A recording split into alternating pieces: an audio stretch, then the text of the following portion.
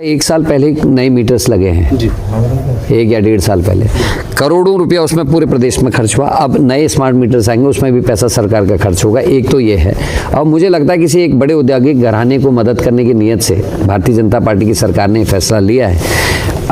एक चमचमाता हुआ आदेश जो आप सब लोगों ने अखबारों में पढ़ा होगा, मीडिया में देखा होगा कि अब विधायकों के घर में और मंत्रियों के घर में और सरकारी अधिकारियों के घर में भी लगा।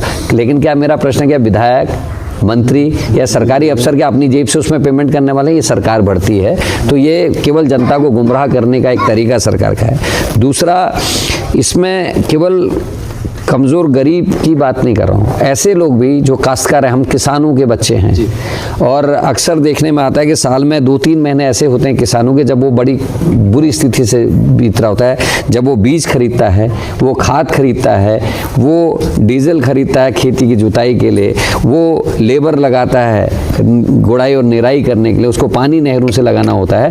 वो 2-3 महीने ऐसे होते हैं जब उसकी जेब में पैसा नहीं होता। जुलाई, अगस्त, सितंबर, ये 3 महीने बहुत बुरी स्थिति में था। और ये अक्सर देखने में आता था, विभाग भी देखता था कि चलो कोई बात नहीं, 2 महीने उसने बिल नहीं भरा, 3 महीने बाद वो इकट्ठा पूरा पैसा जमा कर देता था, तो बिजली चलती रहती थी। लेकिन अब स्मार्ट मीटर बिल्कुल फ़ोन के जैसा हो जाएगा, जैसा यहाँ की बड़ी सोसाइटीज़ में भी है। स्मार्ट मीटर्स उनके अपने कंपनी के अंदर के लगे हैं, तो जैसे ही आपका पैसा ख़त्म और आपकी बिजली कट गई।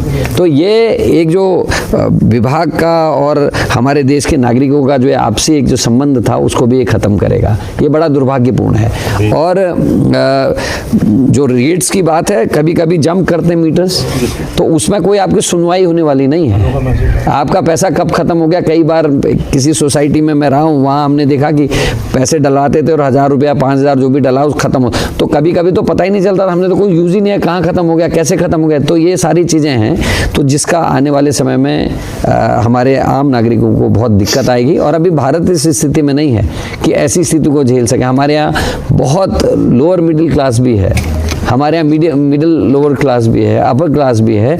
तो हम लोगों को जब तक हम लगभग एक सी स्थिति में रहन सहन की नहीं आते, तब तक इस तरीके के जो उपाय हैं या जो उपक्रम हैं, इनको सरकार को नहीं करना चाहिए, ऐसा मेरा मानना है। और स्मार्ट मीटर्स को लेकर हम लोग विरोध भी कर रहे हैं।